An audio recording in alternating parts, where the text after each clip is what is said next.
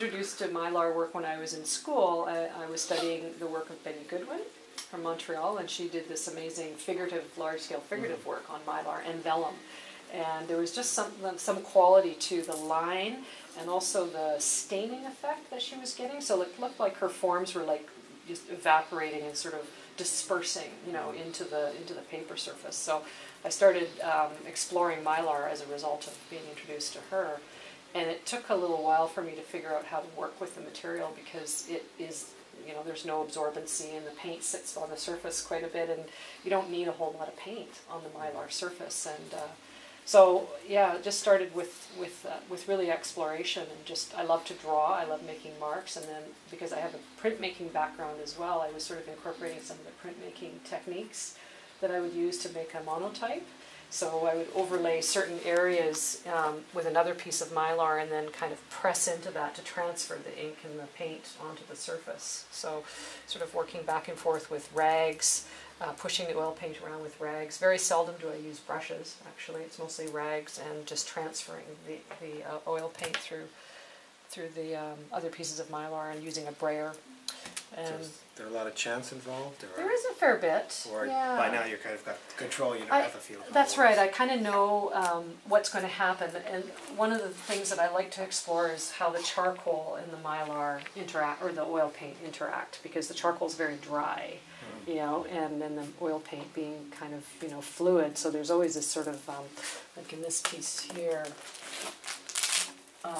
the way the little white bits, you know, those are places where the charcoal actually came off, you know, and so it kind of leaves this really interesting texture around that shape that I'm interested in. And I'm sort of drawing I usually start with drawing, and then I work in with the oils, and then I go back in and do more drawing later. So I'm sort of looking at, you know, kind of what's happened, the response between the charcoal and the drawing and the oil, and then just sort of pulling out some of the parts that I might want to accentuate more.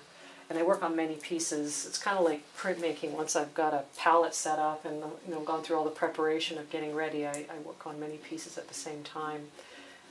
They're not literally at the same time, but sequentially. So there's often a, you know, kind of a continuity to them because of that, I find.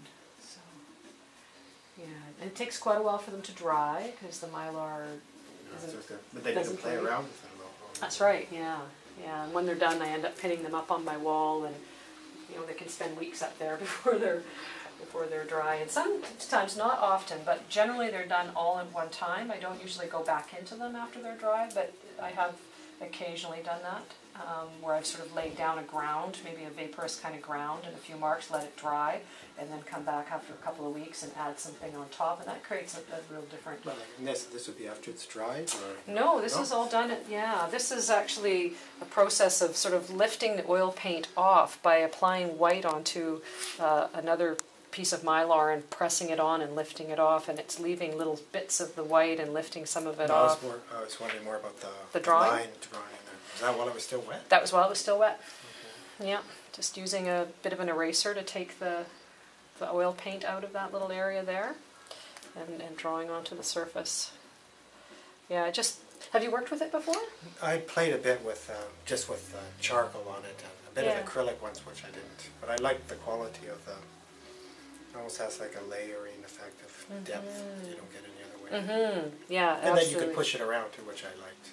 Exactly, yeah. And as I said, it doesn't take a lot of paint. You know, it's got this real, you know, I love the soft sort of vaporous look where the light can come behind, you know, and you can actually see it. So it's translucent still, right? You're still seeing through the oil paint and getting some interesting texture by, you know, what I call reticulation, which, you know, when you're printing and you put two pieces of oil-laden materials together and you pull them apart, and they're grabbing each other, so they leave these interesting marks. Yeah, trying to think of. Max Ernst did those paintings that he pulled off, and they pull off, and then he would go into them after you saw those. It's not the same as this. Yeah. Okay.